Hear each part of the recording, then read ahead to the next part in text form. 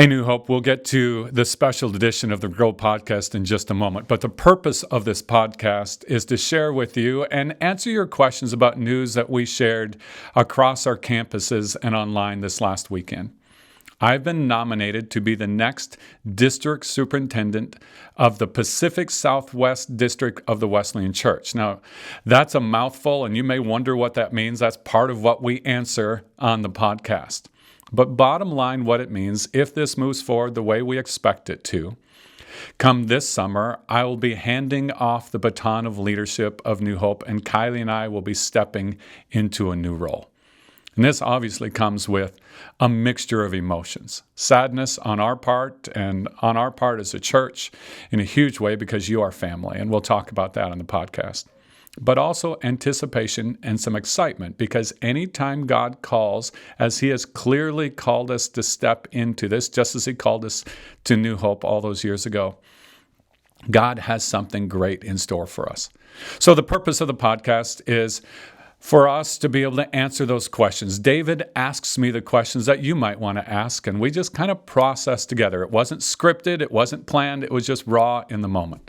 So sit back and enjoy and listen as we process the upcoming changes together.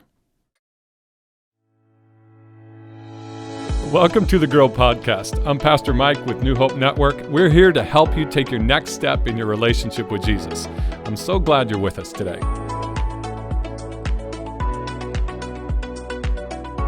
Well, what's up, New Hope family? Welcome to the Grow Podcast. This is a non-numbered episode.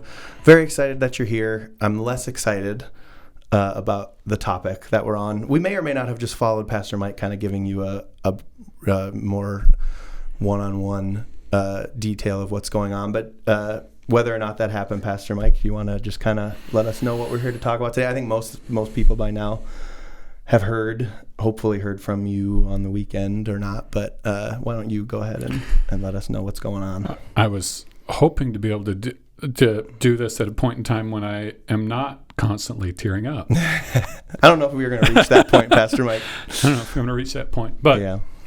I mean, not to bury the lead, so we'll just lead with the lead. Kylie and I have sensed a very clear calling, and it's with strongly mixed feelings because it's always exciting to follow God on a new adventure.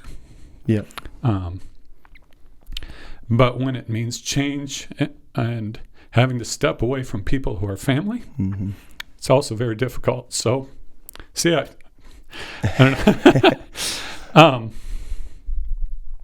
Bottom line is I've been nominated to be the district superintendent of what's called the Pacific Southwest District. And some of you are going, what does a district superintendent mean? Yeah, that's a good point. Basically, what that is it's kind of a supervisory position. I'm a pastor to pastors. I'm a leader of churches to essentially, and this is part of the calling, to essentially take what the Lord has been doing in and through New Hope and our network and bringing that to other churches that are already, I think, in many of them, well on the way, but helping them take bigger and greater steps in bringing the kingdom into their communities and continue to reach lost people in greater and greater ways.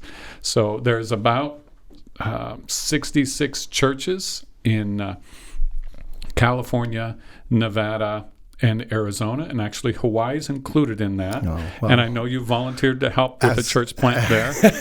We don't currently have any churches there. Sounds like a problem I'm willing to solve, Pastor Mike. And basically, I'll be the pastor to the pastors and the pastor to those churches, helping those pastors make next steps. If change happens in those churches, helping with some of that. Much like some of you who are familiar with New Hope, Pastor Wes, who's been my pastor here and our district superintendent, has done for us at New Hope, and he's been a phenomenal friend, a phenomenal cheerleader with this whole process. Very sad, like I am, for the change at New Hope, because New Hope is family, but and we can talk about this, he's going to step in, and we're excited about what God is in the future, because we know God's in this. Mm-hmm. We know God's in this. And so when God is in something, it always moves to new levels of great things happening. But New Hope is family.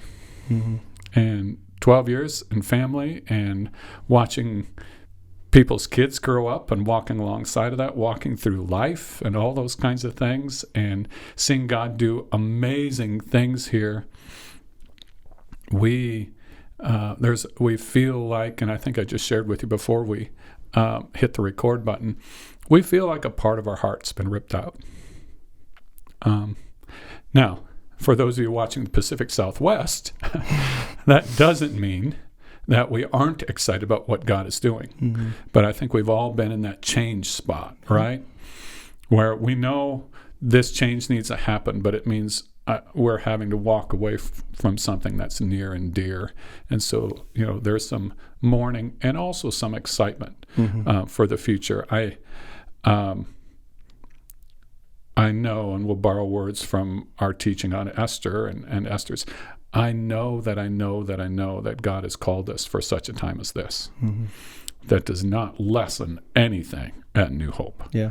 New Hope is and will continue to be an incredible church. And by the way, because I'm stepping this, I'll no longer be pastor of a local church. I'm pastoring other churches. So New Hope is my church. and in one sense, my home church.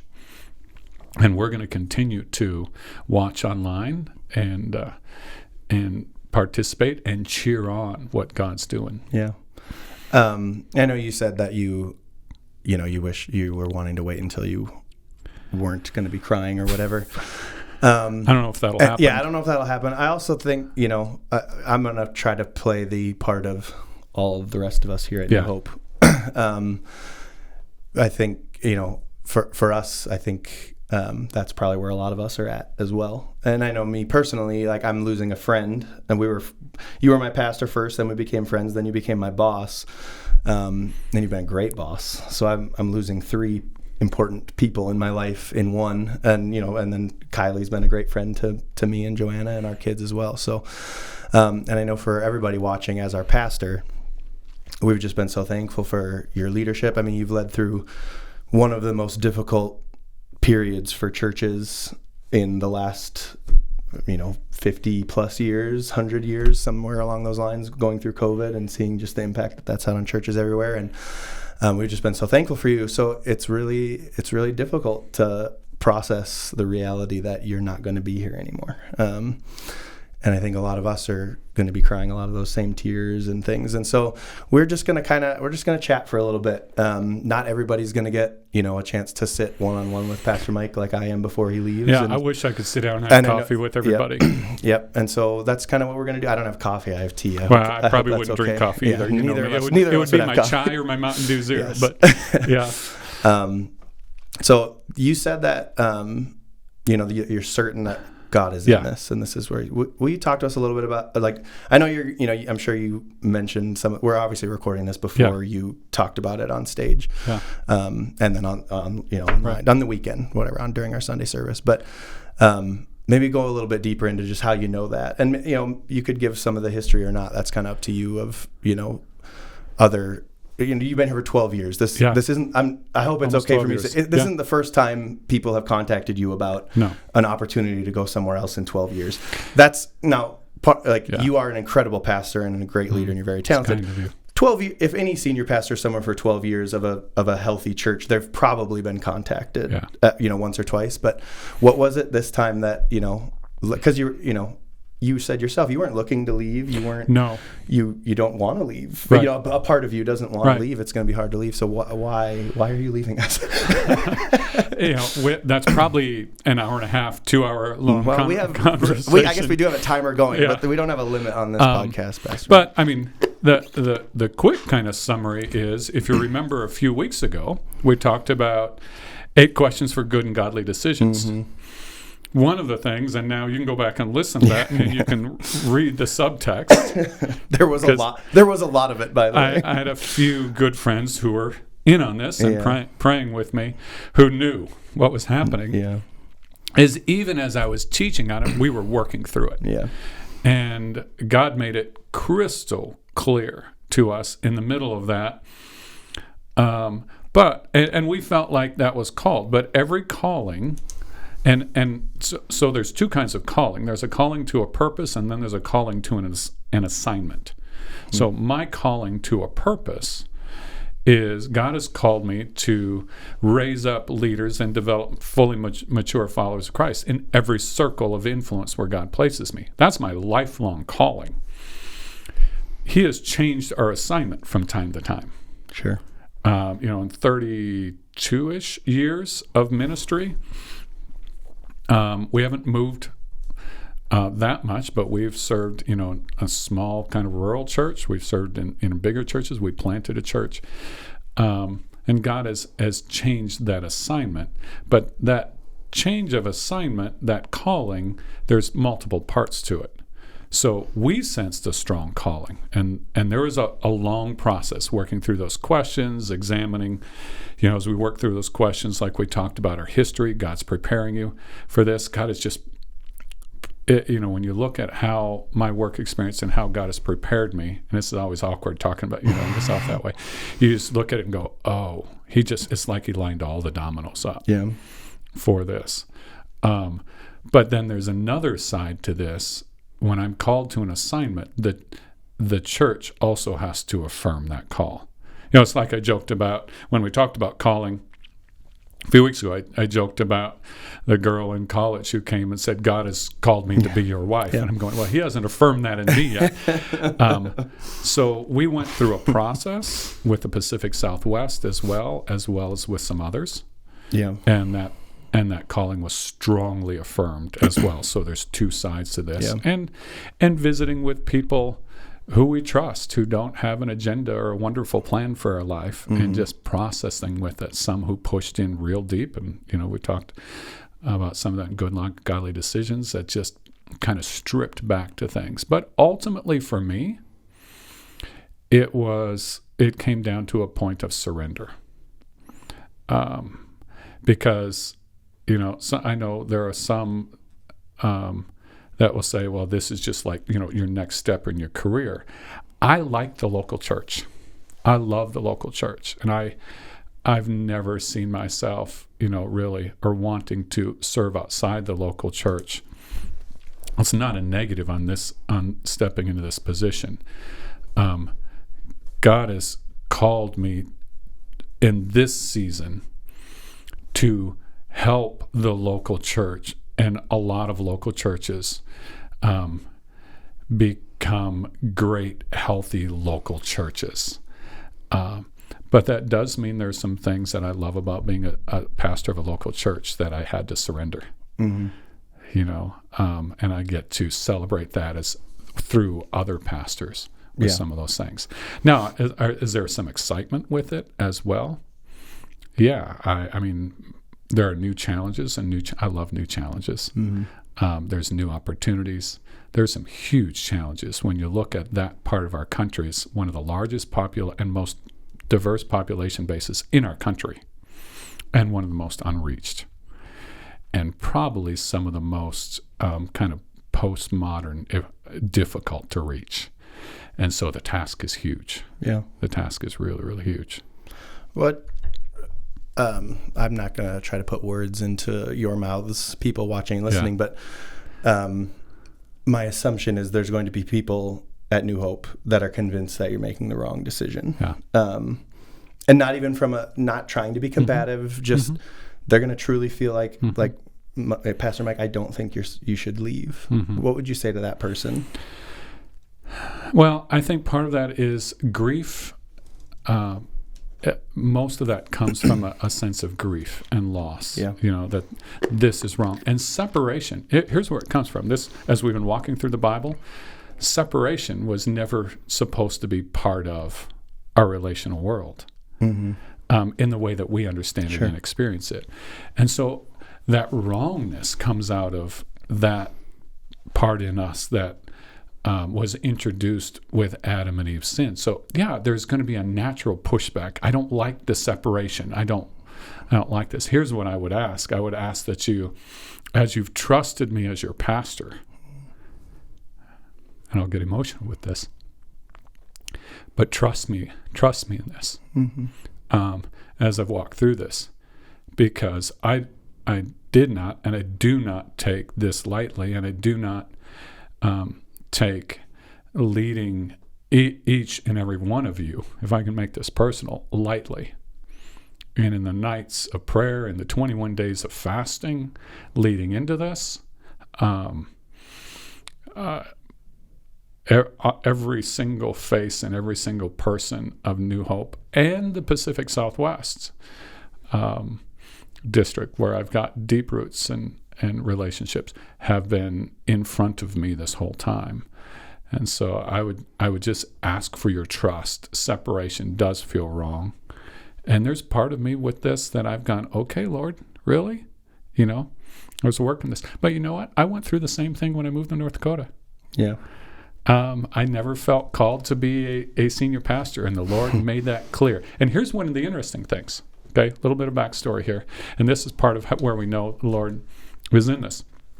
When we moved to plant the church in Sacramento, we felt like we were called to that part of the world for the rest of our lives. Really, genuinely did. And not just because it was warm. Did you feel that way before you got there? Yeah. And you're like, oh my word, this is so much nicer than Kansas. And then 10 years later, when it all kind of came crashing down, and we went through a really dark time, going, God, did we miss something here? You called us here, and we sensed you called us here. Now come full circle, we're realizing, and I want to be very careful not to minimize 12 years here. That's not what I'm saying here.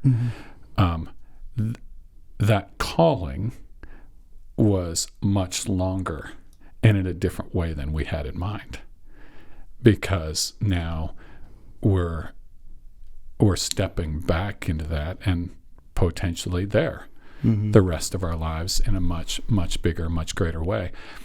And there will be tens of thousands of people whose lives will be different because of New Hope and your influence on me and allowing me to be your pastor. And this church and this network will continue to move forward, and the kingdom will be greater both here and there, I believe. What if when leadership, well, first of all, what would you say to somebody in that same question who says, okay, it's okay that you leave, but can you leave Kylie here? Say, I don't blame you, but I'm not giving her up. Okay. I just, someone was going to ask it. It might as well be me. We've been friends for a few years. When leadership changes at a church, a lot of times people leave. Yeah.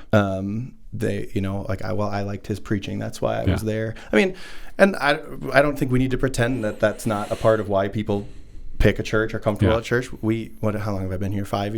Almost 5 years now. Like, your preaching was a part of what we liked about here. It was. You're a great preacher, obviously, and it just made us comfortable, made us feel like this is the place we're supposed to be. We felt challenged by it. We felt like we grew and we learned. So what if someone's saying, well, you're leaving, I guess I'll go find myself a new church. I think there's two things, and we should probably even sometime have a podcast, if we have time, on how to choose a church, because I think that matters. But two things. One, go to newhopehere.com. That is how you choose a church. That's right. Make sure we aren't approaching church with a consumeristic mindset. And that is so hard, because that's how we live, right? Yeah. And we're programmed that. I mean, now there's AIs that program us that way, and we don't even realize it. We just whisper something near our phone, and suddenly our phone blows up with all these deals. Yeah. But we choose a church not based on things we like, but based on where God wants us to be to grow. And often where we grow best is not in a place that is the most comfortable and we like. So I think we need to be very careful not to approach it in a consumeristic mindset. Oh, something that I like that made me comfortable or that I got used to is now missing, so I'm going to use that as an excuse to shop. Yeah. That borders on turning church into, and I'll be blunt here, turning church into an idol instead of a family. I don't walk away from my family because I want a different family, even though we live that way sometimes these days, right? I think secondly, I would say if there's any time New Hope needs you and you need New Hope, it's during a time of transition. Because God is going to use this, and there's going to be some new things. And when you stick through a transition time, you will grow, and you'll be challenged, and you'll see God do some amazing things. Yeah. Growing up in the little church that I grew up in, my dad was vice chairman of the board, so he was in charge of anytime there was a pastoral transition, overseeing that. So I got to see this from the other standpoint multiple times and sit around the supper table. As you know, as a kid, I'm like, my friend's church, they've got that, and it was never an option for us, because it comes back to, and this is kind of where I'll land on this. I think it comes back to calling, not consumerism. God certainly gave us a choice, and we've talked a lot about that in our walking cover to cover through the Bible. But our choice ultimately is, are we going to follow God's leadership or are we going to follow our own desires? So in me, we talk a lot about pastors. Pastors are called here, called there. We're actually all called to a place and to a church. And so be very careful that you don't walk away from a calling because of something that you want. Yeah. Genuinely say, God, how can I be of service to your kingdom in this moment?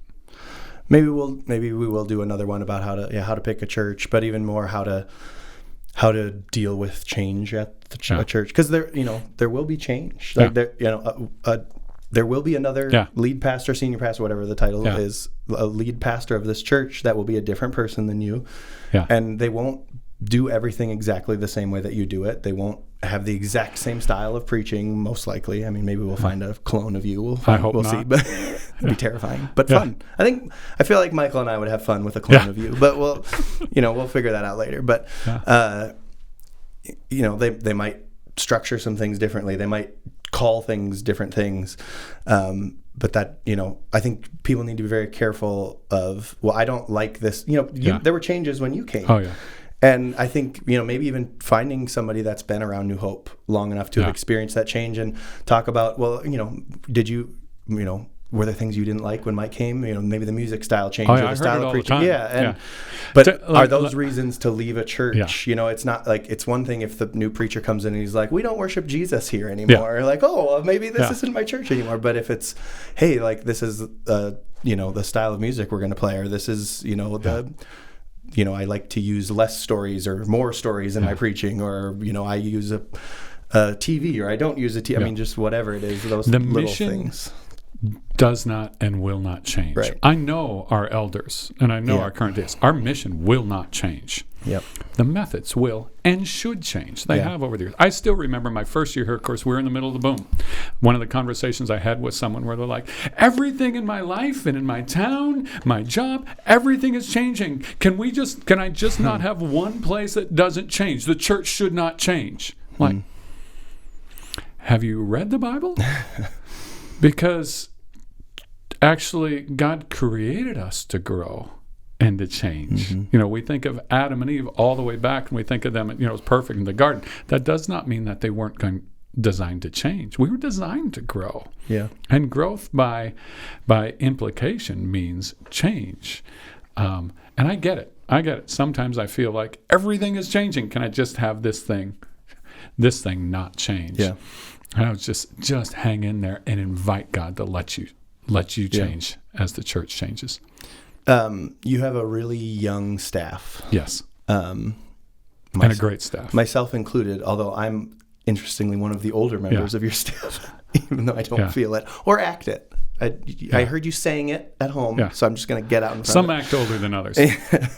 But talk about that. Talk about your staff a little bit and why, the confidence that you have in them to, carry the load during the transition and to be trusted with New Hope as, obviously with Wes's assistance. And then when we do hire a new senior pastor, eventually there'll be changes in the staff too with that, but not, a lot of people will still be here.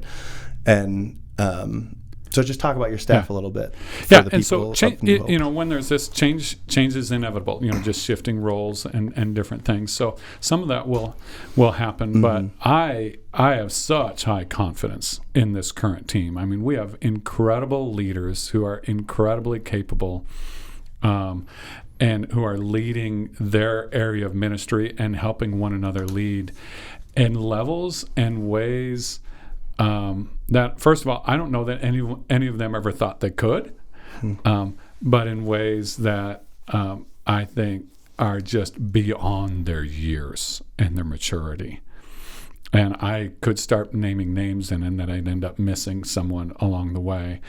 But let's start with David. Let's start with I have full confidence in the maturity and the stability, and the staff has been invited into this. And their immediate reaction was, we aren't surprised, we don't like it, but they're an incredibly stable group, and committed to the mission of the church. And so I'm not worried about that in any way, shape, or form. And again, there will potentially be some shifting and some roles, and some as roles change, and life changes. Some people will move in and out. Sure. We've had that over the last 12 years. Right. And the one thing that's been consistent around New Hope is change happens, and that's not going to change. Change happens. That's not going to change. Good alliteration. Yeah. You had to mix that wasn't intentional, but we got it. We haven't talked a ton about Kylie during all of this, and she's not here to defend herself, so you get to do that. But how has this process been for Kylie? Obviously, almost everybody that is connected to the Grow podcast knows her. If you're only a Tioga person or a New Hope here person, you've probably at least seen her either leading worship or, you're somehow connected to her. But she's our Williston campus pastor. So as you already said, you're taking her with you. Yes. We tried and failed to keep her here. But how has this process been for her? How, because she's also leaving her job and her church and her family.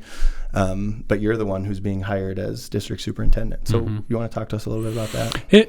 In some sense, it's been harder on her because she's, as you said, leaving a job that God has prepared her for, and she's just done so incredibly it's well. It's been amazing to watch her the last year and a half, 2 years. We don't know entirely what her next role will be. This new job for me requires a lot of travel, across those states and beyond. Man, you're going to hate that. Yeah, she will travel with me, and we've already set that in there. But some of that takes her back to her roots. I don't know how many people know this. Her parents, her dad was an evangelist that traveled from church to church back when that was a thing. And so 9 months out of the year, her family was on the road. So this kind of takes her back to her roots. And traveling from church to church is part of how she grew up. So some of this kind of is a continuum of even how she grew up in her initial calling. She is great at raising up leaders. And as we look at the Pacific Southwest and this amazing group of people in the Pacific Southwest, one of the things for those of you who are from the Pacific Southwest who may be joining us, one thing I've consistently heard from you is we need new leaders. We need new leaders. Leaders are raising up and they're leaving that part of the world and moving to places like North Dakota, And Kylie is amazing at that. In fact, most of our young staff you just referred to, many of them have been mentored and raised up by her. She, even though it as a little bit more potential change for her, she amazingly has had more peace with this process than I have. From day one, when we were approached, she said, I think the Lord may be in this one and maybe in this. And I'm going, nah, we've been asked this before.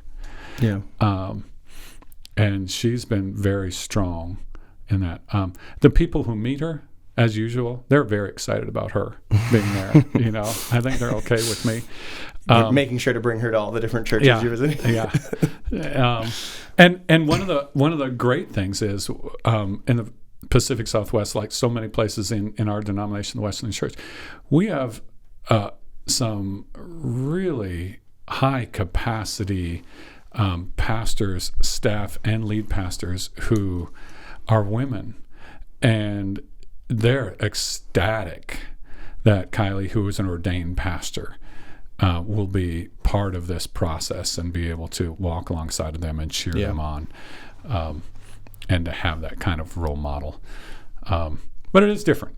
I mean, and some of this, we've just been through a bunch of change with staff and the pandemic and empty nesters and all these kinds of things, and we did not anticipate this in the middle of all that.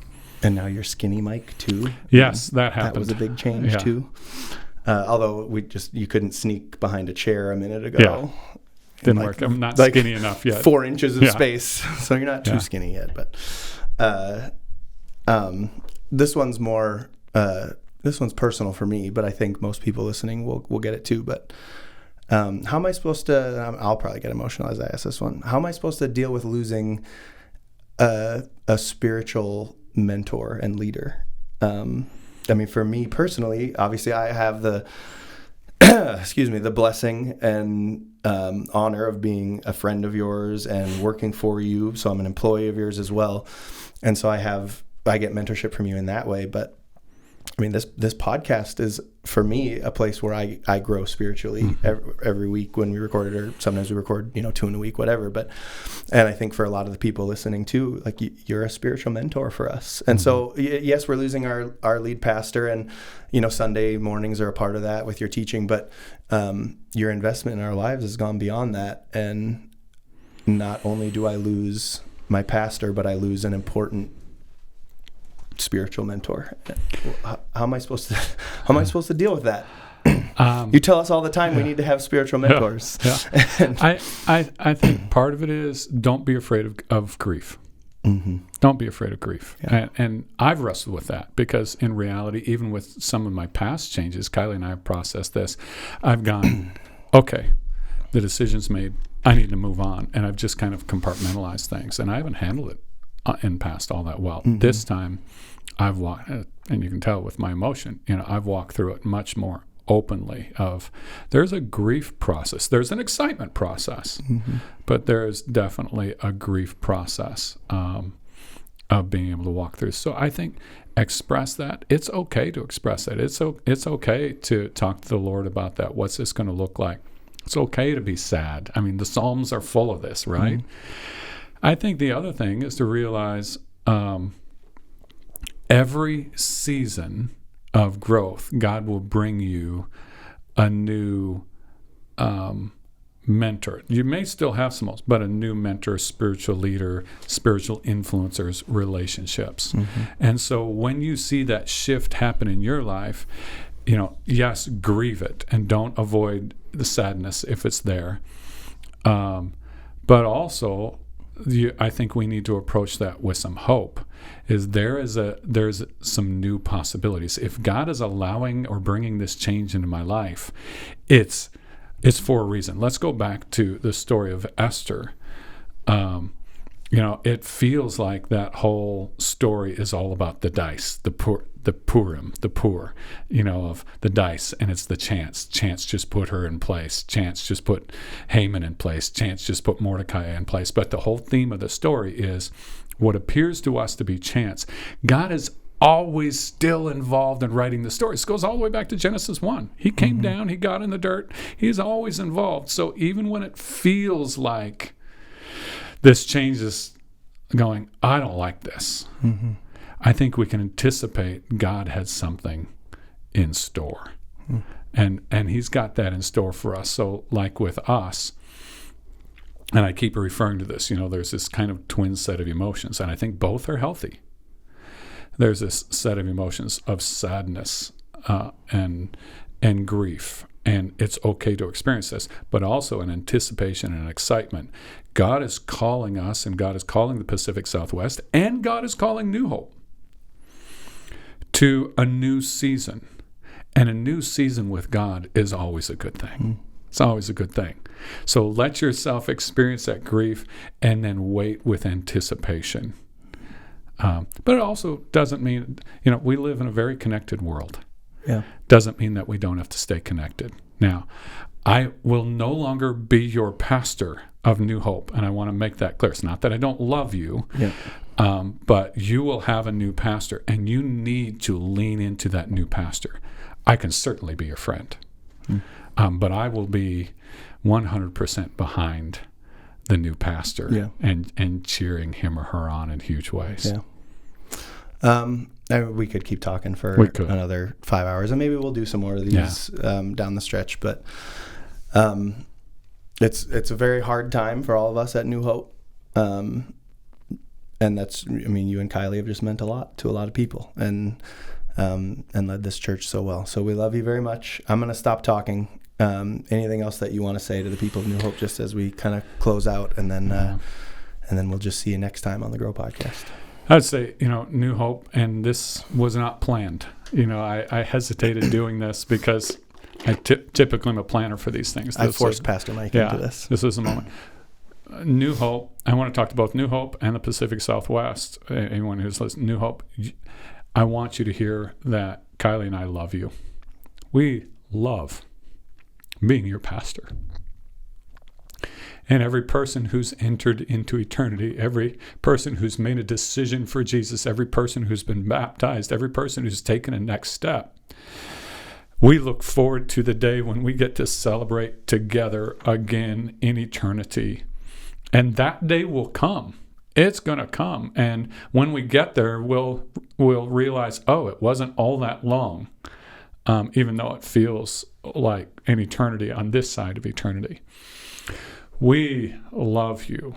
And there is very definitely, and I've said it before, a point of surrender of, listen, this is not and never has been our church. The Bible tells us that the church is the bride of Christ. I've just got to walk alongside of it and be a part of it in partnership with him and watch him lead us over the last 12 years. And I'm going to continue to cheer and to pray and to encourage in the coming days. So there's a definite sense of grief, but also a sense of excitement for you. I think for the Pacific Southwest, I want you to hear, we've got some incredible opportunities in front of us, just like New Hope does. We've got some incredible opportunities in front of us. And just like we're talking change for New Hope, there will be change for the Pacific Southwest. And I am looking forward to the opportunity to walk alongside of you in the coming days and the coming months. And the kingdom will be greater across our country and around our world as we all step into a place where we say it's about mission more than anything else. That just one more lost person would find Jesus. That just one more person who found Jesus would grow up in Jesus. And we do that by surrendering ourselves to the Lord's leadership and giving ourselves to trust the tide of his direction. He's the one who's moving us along. If we can play on what we talked about on the weekend when we talked about Esther, he's never given up the keyboard as the author of your life or my life. And if we trust him as the author, great things will happen. We don't always understand the timing, but great things will happen. And I can't say that enough. We love you dearly, and we're excited about the future. Thank you, Pastor Mike. We love all of you, everybody from New Hope. You're our family. Pastor Mike and Kylie, you'll remain our family, as you stated a few times. So we hope that you normally join us here on the Grow Podcast. If not, you can always find new episodes every Monday on YouTube, Spotify, or Apple Podcasts. So make sure you subscribe and get those. Love you, Pastor Mike. Love you as a friend and as my pastor. Appreciate you. We will see you guys next time.